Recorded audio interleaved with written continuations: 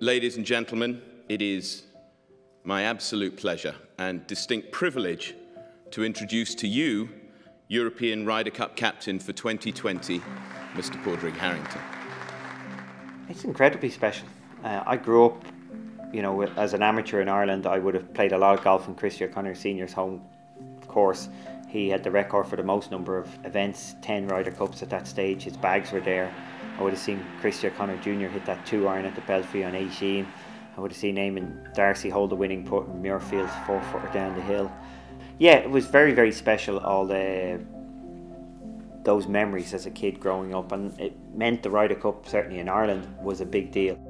But I still had to question whether I wanted it. I had to question whether I'm just walking into this because it was the right thing to do. And, I had to sit back and think about this and go, yeah, this is something I want to do. I've had a successful golf career, but the Ryder Cup captaincy is a different thing. I'm not hitting the golf balls anymore. It's a managerial position, and I had to question whether I felt I could do it justice, whether I really wanted to commit to this. And when I sat down and thought about it, that's what I came up with. Yeah, I want to do this. I want to be a good Ryder Cup captain, and that means a committed Ryder Cup captain. Success does mean winning. You've got to go and win. And it's not easy to win away from home. Thankfully, we're going to a golf course that's as European as we can get. It's been very difficult over the last number of Ryder Cups in terms of home advantage. The home captain obviously has set the courses up to suit his style of players.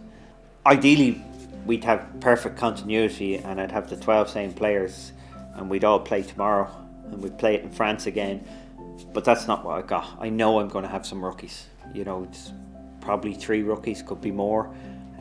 So there is changes. There's always going to be changes, and I will deal with them as they come along. I will prepare as well as I can, but I can only prepare for change. I can only prepare for a few curveballs during the week. I won't be able to foresee everything, but I'll expect a bit of change, and that's all I can do. I know my players are good enough. I know all I have to do is just make sure I get the best. If my players play to their ability, that's all I can ask of them, and that's all I will look from them. And they're good enough. They've shown that they're good enough, and it's my job to make sure I put everything in place that they feel like they can play to their own abilities. I will have to be everything that's needed for each player. Whatever each player needs, I'm going to have to be. So if a player needs an arm around the shoulder, that's what I will do. If a player needs a little bit of cajoling and a push, I will be that guy as well. So you have to respond to as much as you're a team. You have to respond to 12 individuals and give them what they need to perform. And we've seen that over the last number of years. This is what Paul McGinley's preparation had. He did a lot of this preparation, and he understood his players, and that was very much followed up all the way through. We definitely saw it with Thomas, and it's important. The captain has to know his players. We get an atmosphere that's akin to a football match at times. It's a buzz. Players get to be leaders. Players get to be exuberant.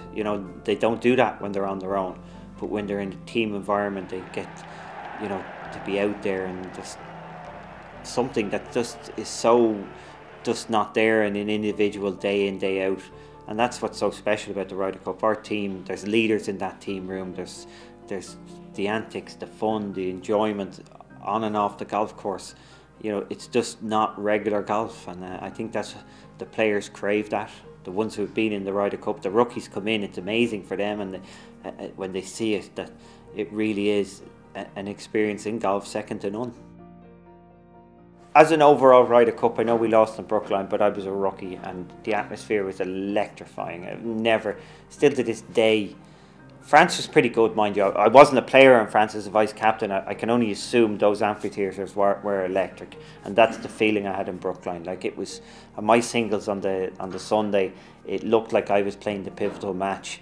It was 20 deep, 40 deep, and every one of them was screaming at us, screaming at Mark O'Meara in particular. They kept putting him under pressure, which was good for me.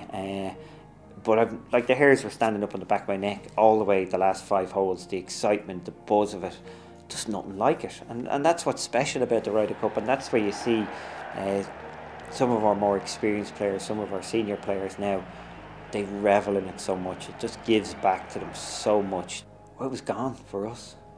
It was, when Justin Leonard held that putt, the whole world, like, I thought I'd won the Ryder Cup when I finished 5 minutes before Justin held that putt, like, and it was taken away from us. The players, everybody thought we'd lost at that stage. Yeah, and that's, the Ryder Cup is like that.